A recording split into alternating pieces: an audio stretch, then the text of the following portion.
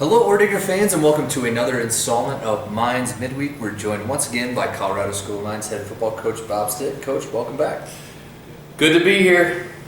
Let's talk about Saturday a little bit. Not the way you envisioned it to come out, but you guys suffered a 25-22 loss at Western New Mexico. Take us through the game a little bit. You know, it was probably a little bit of the perfect storm again. Them being 0-3 mentally, kids may be thinking that they were going to be able to go down there and have an easy time. They're 0-3. They haven't played at home yet. It's their homecoming, and they were ready to play, and they really had a lot more energy than we did. You know, we usually travel well, and I think we do travel well as a team, and I think it was a tough week academically for our guys. A lot of tests the week before we left, and we got our kids up at 4:30 a.m. We headed to the airport. We didn't get to our hotel in Silver City until 6:30 that night. Handed them a pizza, told them to be back in a half hour for meetings. We didn't get done until 9 that night, so we went from 4:30 to 9, and then expect them to get up and play with tons of energy, and we didn't. And that was the difference in the game. It's just our energy level and our focus. We just weren't prepared to go out there and play a football game. So you think that would be the biggest determining factor is the lack of focus and just the energy level from you guys going in? Definitely. No execution. Things, defensive calls that Coach Benson's called 35 times this year, and we execute it perfectly and don't do it, and they run for a touchdown right before half. We had a couple interceptions that were dropped that would have taken points off the board. Offensively, we did nothing. We didn't execute any of our game plan that we prepared that I thought was going to be a pretty good game plan to attack their man-to-man defense. Okay, well, you guys didn't start that well. You went down 25-6, but you showed a lot of toughness, a lot of guts coming back in that ball game. Basically scoring, bringing it up to 25-22 in the fourth quarter. So that's going to show you a little bit about your team's, resolve a little bit coming back from a deficit like that. Yeah, and you'd like to see that when you're late in the game, and I feel like our offense always gives us a chance to win, regardless of how much you're down and where it's at in the game.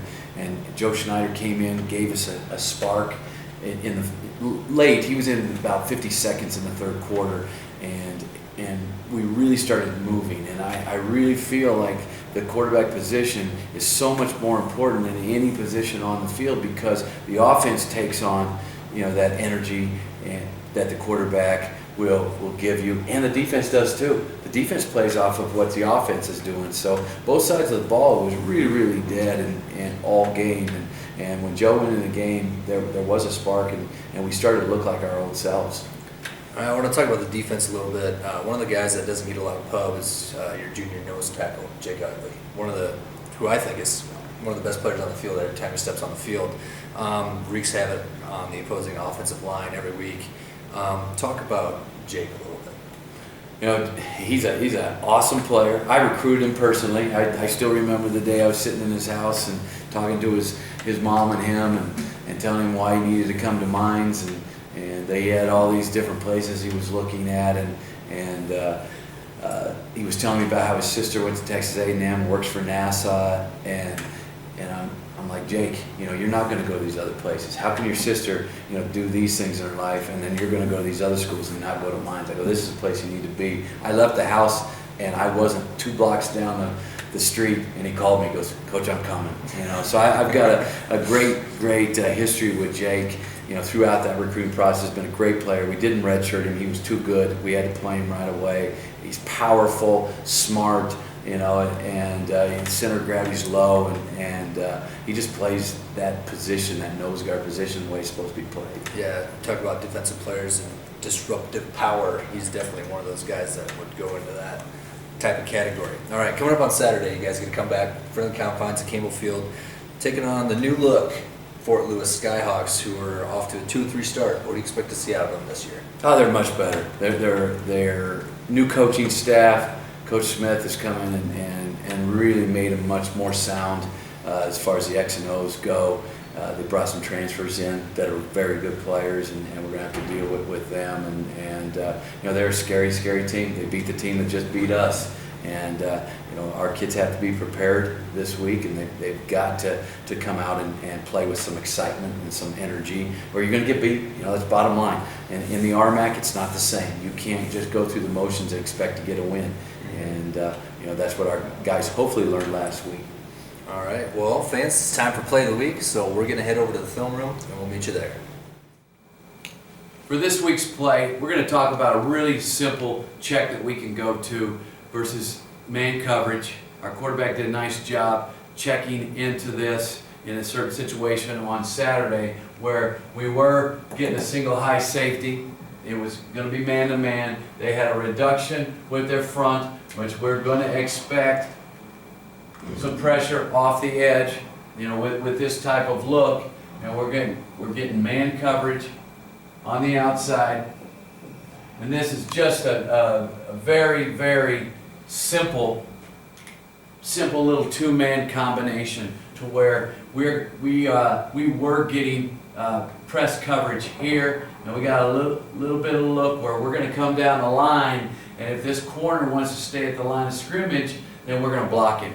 We're going to try to free up our outside receiver on just a little tunnel screen to number one, and then work it to a wheel. If he tries to come up the field, this is a legal block in the neutral zone or behind. As long as it's in the neutral zone, which is the width of the football, this is a legal block. It will free up the outside receiver. If the corner tries to go over the top, then we're fine, and we'll get two verticals out there, and which we're in good shape. So our quarterback, Matt Brown, just checks to it. He's just going to catch it and throw it out there because he's just reading out here. And this guy comes.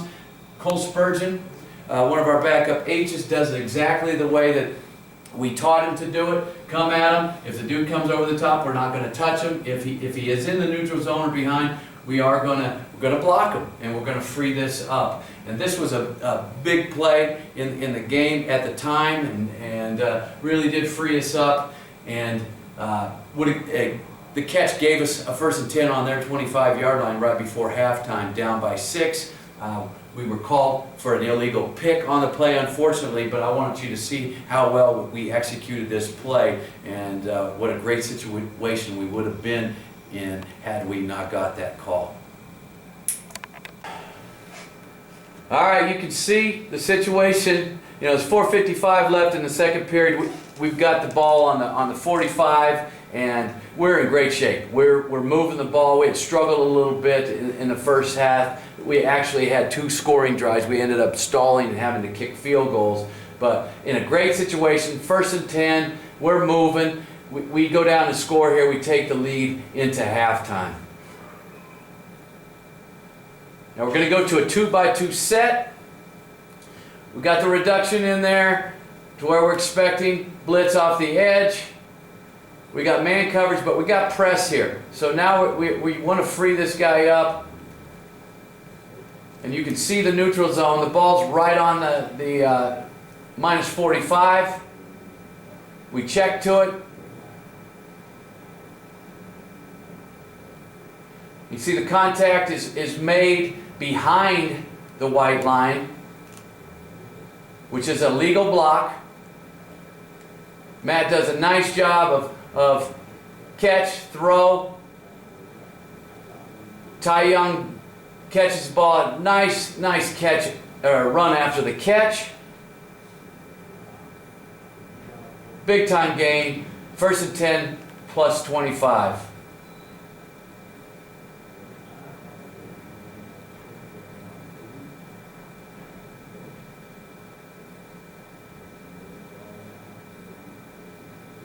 And you can see where the call came from, 30 yards deep on a play that's right out here. Great play by Ty and Matt. You know, we would have been in fantastic shape at that time, at that point, and you know, it's unfortunate that the kids didn't get to play. You know, and I think I'd have a full head of hair if we got a few more calls, but unfortunately we had to live with it and didn't get the victory.